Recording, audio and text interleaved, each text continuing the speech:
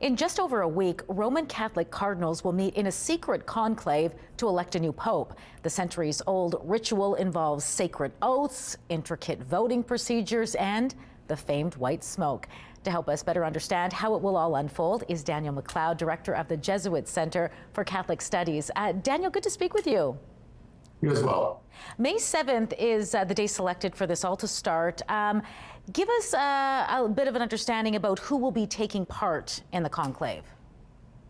Yeah, so the conclave takes part as, the duties are of the College of Cardinals, this group of men who have been made cardinals as a result of their kind of work and service in the church over the years. So only cardinals under the age of 80 can take part. So these are what people often call the electors. So this group of people do the electing of the new pope. And how does the voting process work? Well, they'll meet first, and I think it's kind of interesting to kind of remember that even though we think of like elections as we did yesterday as kind of like civic duties or things like that, the election in a church maybe would be a little bit different. So these cardinals will kind of meet first and they'll reflect, they'll pray about what they think are the needs of the church at the moment, and then they'll just vote as a group, and they need a 2/3 majority. Then we'll have a pope and the white smoke. Yeah, speaking of that white smoke, this event is secretive, but what can you tell us about, some of the ceremonies and traditions, even maybe some of the internal politics that, go hand in hand with it? Yeah, it's interesting. Of course, there's internal politics. Some people won't want a European. Some people, will not want to eat lunch next to this other person for, a decade to come. There are all of those things, and there are, I guess it's secret in the sense that, the group is closed off to the public.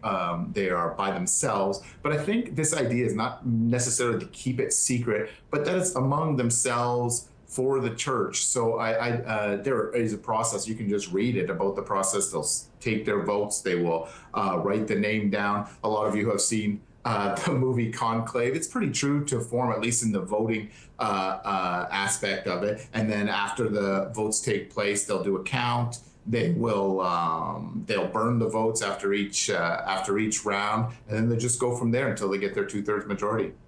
Who are some of the potential replacements for Pope Francis, and are there any Canadians possibly in the running? I wouldn't hold my breath for Canadians in the running. Canada has 4 members of the electors.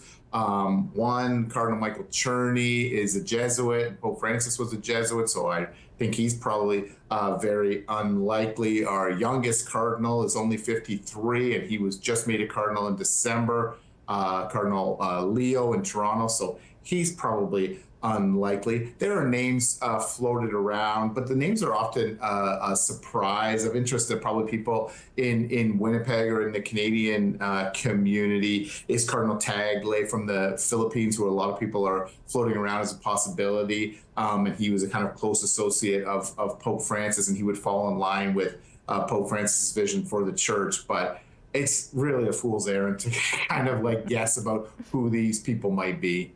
Any predictions on how long the voting will take this time around? Well, I'm not a betting man. I would say a couple of days. It won't. I don't think it'll drag on. I think that people the idea of who will be kind of a contender will become clear right away among the cardinals themselves, and then the other people kind of will drop off, and you'll have a kind of maybe a smaller group of maybe 2 or 3 who are possible contenders, and then they'll vote on those probably more likely. They're not probably really thinking of the whole group. They're probably, have a shorter list already. Well, we can all watch it play out in just over a week's time. Daniel, thanks so much for the insight. It was great speaking with you. You as well.